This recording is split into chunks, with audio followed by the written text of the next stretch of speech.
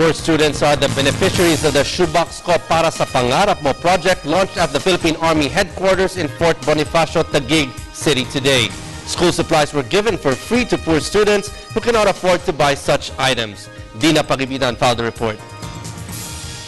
From a simple dream, a simple idea, and a collaboration of desires of different public and private sectors, another year of Shoebox Project, Shoebox Ko Para sa Pangarap Mo, was launched at Philippine Army headquarters in Taguig City.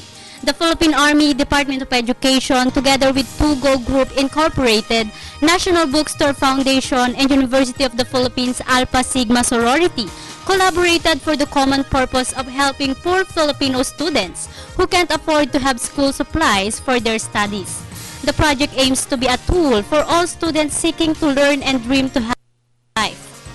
Hindi man tuluyang mapupuksa ng proyektong ito ang kahirapan sa buhay, naniniwala ako magsisilbi itong kasangkapan upang mahikayat ang ating mga mag-aaral na patuloy na magsikap sa kanilang pag-aaral.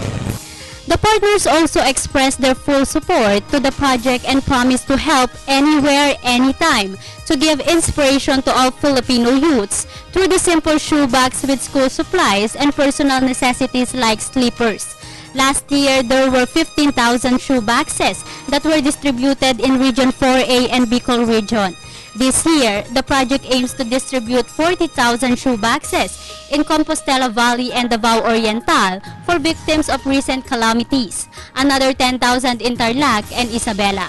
The shoeboxes will serve as their firearms in their studies. Kasi yung ating mga estudyante, kagaya din namin, mga sundalo, kailangan namin armasan namin yung sarili namin para matupad namin yung ma-fulfill namin yung mandato sa ating bayan. Ganun din ang ating mga estudyante para magkaroon sila ng tools for education.